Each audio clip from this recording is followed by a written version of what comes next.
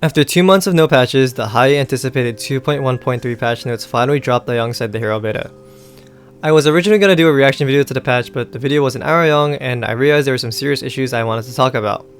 First, I want to preface this by saying to not send any hate or harassment to any of the individuals whose messages I show in the video. That is not okay, under any circumstances. The content team is also not a hive mind, so any messages I show don't reflect on the entire team and what they all think.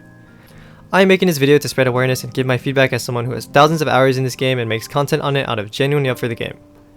Since it's still in beta, I hope many of the things I talk about are changed before the patch is ultimately pushed to the main servers. To be honest, I think some of the more egregious things are guaranteed to be changed at this point, but if somehow these things are untouched despite the overwhelming criticism and feedback made by the community, I will be quitting Wynncraft content creation and eventually the game itself.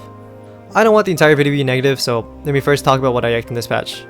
And that is the ability tree changes, for the most part. I haven't played too much of New Trickster yet, but I've had a lot of fun so far just experimenting with the new nodes and trying to figure out how you're supposed to play the archetype.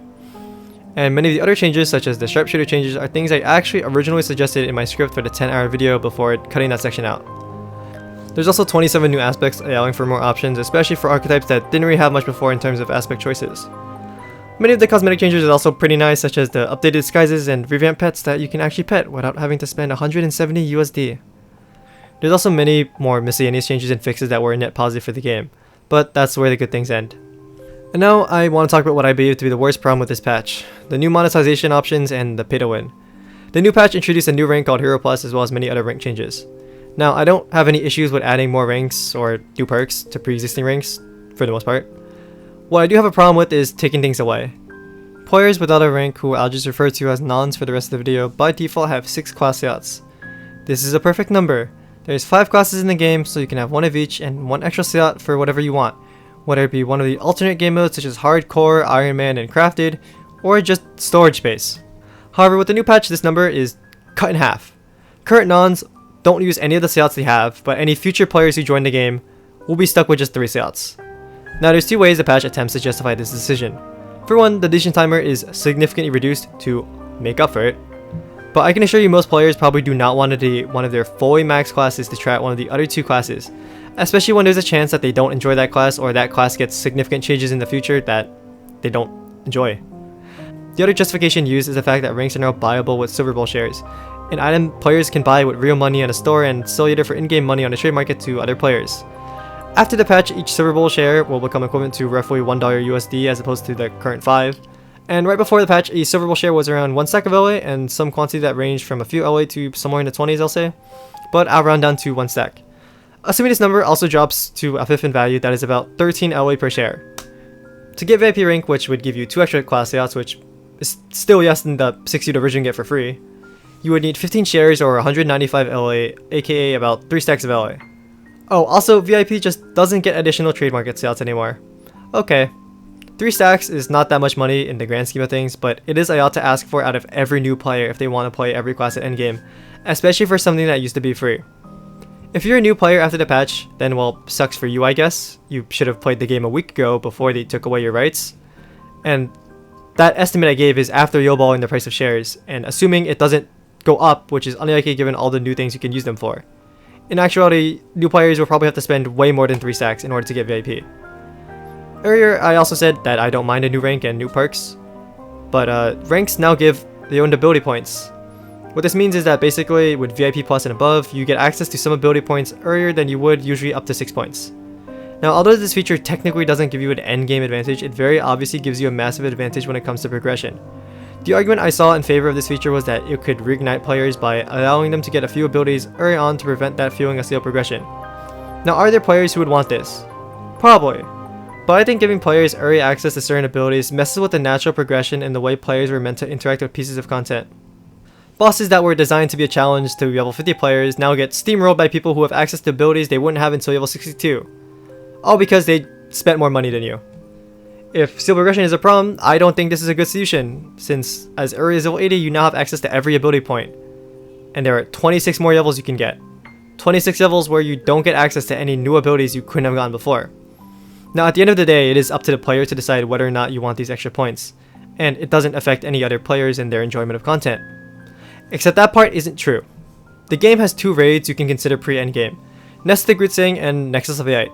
These raids can be accessed at level 54 and 79 respectively. Since these raids are also meant for endgame players, the damage and HP scales based on level. That way, a level 79 player can still contribute in the same raid as 3 endgame players.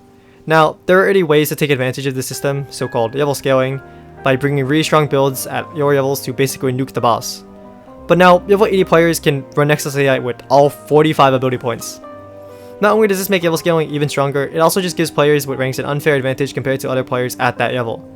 And you used to be able to do this with just 39 points. Now think about all the potential possibilities with 45. The drawback to level scaling and doing raids at a low level is, yes, rewards, but you still get the same amount of aspect pulls, and for a game that is actively nerfing / buffing items and abilities every patch for the sake of balance, it is laughable to allow for such unbalanced and blatantly overpowered interactions to exist. Now that I've mentioned my problem with the ranks and class stats, I want to talk about the blatant pay to win that was added in this update. New types of consumables were added called tokens that can be bought with Silver Bowl shares in the in-game store, and these tokens are shameless. First, we have the daily bonus refreshers. There are 2 of these, one for raids and one for U-runs.